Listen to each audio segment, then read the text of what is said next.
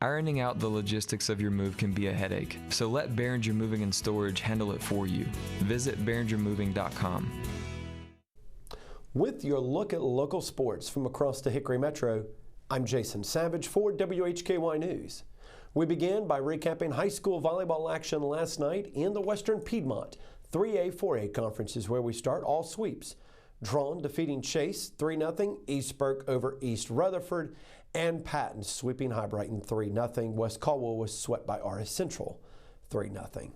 In the Western Foothills Athletic 4A, 5A conference last night, Bandy's sweeping West Iredell 3-0, Fred T. Ford over Newton Conover 3-0, Maiden sweeping East Lincoln 3-0. In the Northwestern 6A, 7A conference, Alexander Central over Freedom 3-0. St. Stephen's defeats South Caldwell in 4 sets 3-1. High school boys soccer action last night in the Western Foothills Athletic 4A, 5A conference. Bandy's edging out West Iredell on the road 4-3. Bunker Hill gets by North Lincoln 3-2. Maiden falls to East Lincoln 9-0. Newton Conover winning over Fred T. Ford 8-0. Caldwell Community College and Technical Institute volleyball dropped a 5-set match to Cleveland Community College at home yesterday, 3-2. Cobras 12-8 overall. They'll be back in action tomorrow. They'll go on the road to Rock Hill to face Clinton College JVs. Lenoir-Rhyne volleyball fell at home to Wingate yesterday 3-1 in a matchup of the top teams in the South Atlantic Conference. Emmy Monlin had a triple-double for the Bears. It's the second time this year she's done so. 15 kills, 26 assists, 19 digs. LR 11-4 overall, 5-2 in the South Atlantic Conference. They'll be on the road at Newberry Friday.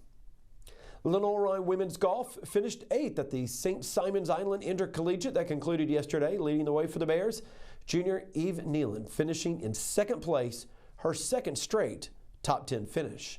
Bears will take part in the D2 Elite Invitational in Georgia, October 27th through the 28th. Lenoir-Rhyne men's golf picked up their 2nd top 5 finish of the year when they took 3rd out of 16 teams at the Anderson Erskine Curry Invitational that ended yesterday. Leading the way for the Bears, Matthew McDougall, a 3-under for the tournament. That was good for 8th place. It's his 2nd top 10 finish of the season. Now, LR will compete in one more fall tournament, their own Fripp Island in South Carolina, October 20th through the 21st. Head coach Adam Skanitsky and the Lenoir-Rhyne baseball team have announced a number of staff promotions. Michael Baumfield has been named the associate head coach.